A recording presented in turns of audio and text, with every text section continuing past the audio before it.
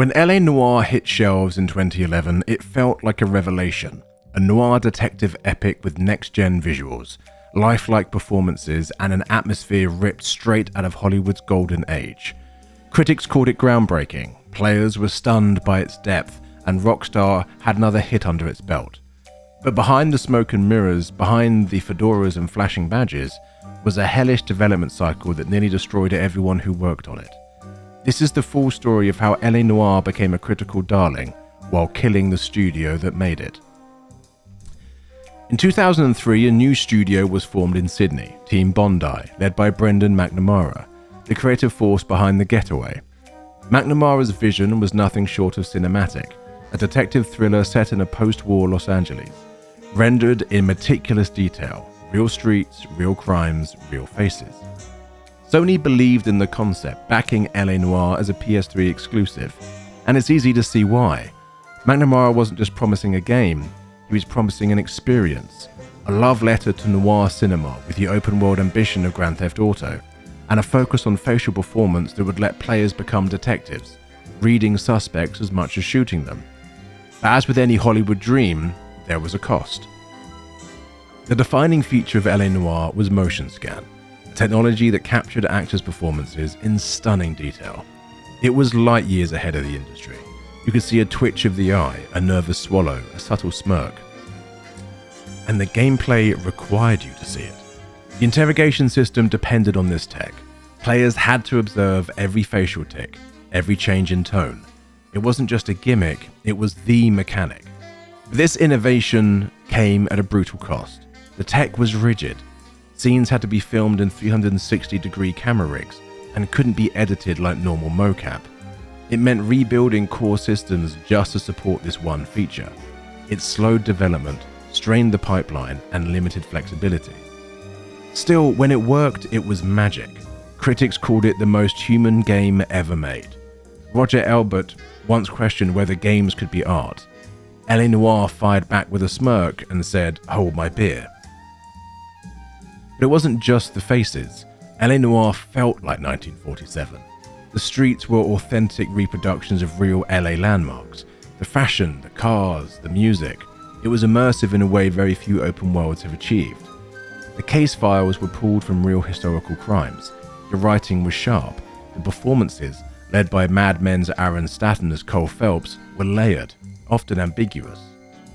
You were never told what the truth was, you had to find it yourself. Critics applauded this bold shift from guns-blazing action to slow, deliberate investigation. It made players think. It trusted them to be intelligent, to read between the lines, and the trust paid off. But the game's brilliance stood in direct contrast to the chaos behind it.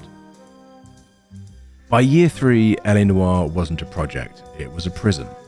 Developers were working 12 to 14-hour days, 6 or 7 days a week. Holidays disappeared, families broke apart. People quit the industry entirely. What began as creative excitement had become survival. At the center of this storm was McNamara. Sources described him as brilliant, but toxic, verbally abusive, dismissive of feedback, a man so obsessed with perfection that he crushed the people trying to deliver it.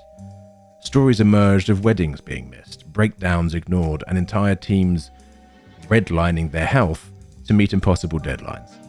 Crunch wasn't just tolerated, it was expected. Every day, for 7 years.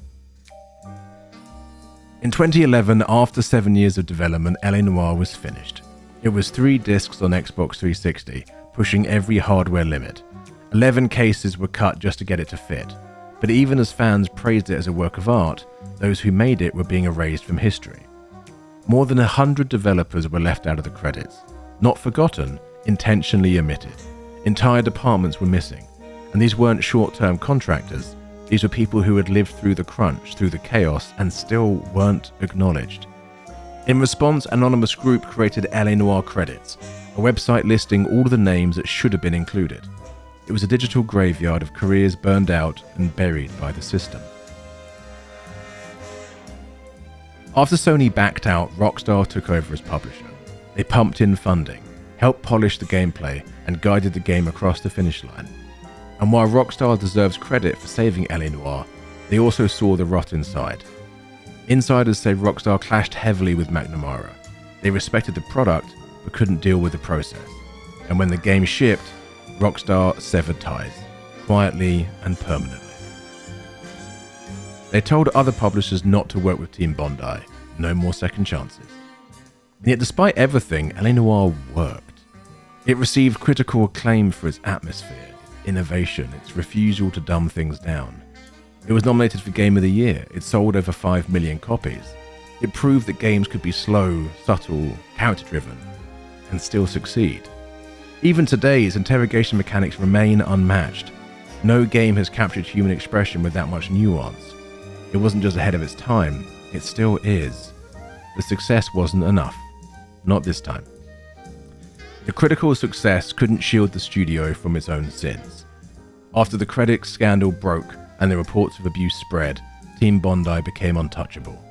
No publisher would work with them. No staff wanted to stay. By the end of 2011, months after LA Noire's launch, Team Bondi was gone. Brendan McNamara resurfaced briefly with a new studio and a new project, Whore of the Orient. Won't get into how problematic a name for a game that is, which was met with controversy and quietly disappeared. Since then, he's remained largely out of the spotlight. One of the most ambitious games ever made had destroyed its creators.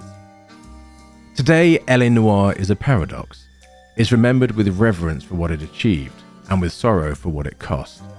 It's still taught in game design courses, not just for its breakthrough, but as a cautionary tale. It showed us what was possible, and what happens when leadership values vision over people. It wasn't just a game, it was a warning, one the industry is still struggling to learn from. Overall, LA Noire gave us something rare, true emotional subtlety in a video game. But behind every brilliant interrogation, every atmospheric street corner, was a developer running on fumes.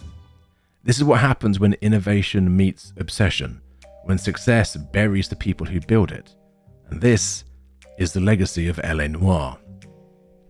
As always, if you have enjoyed our deep dive into what happened to LA Noire and the studio that built it, please do like and subscribe. And if you enjoyed LA Noire, if you remember pressing X to doubt, then please do comment below. And until next time, something.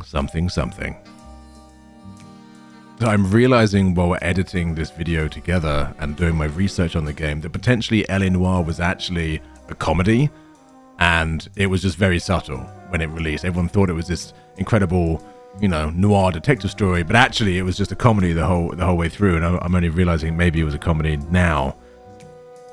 Anyway, food for thought. Let's get back on with the deep dive.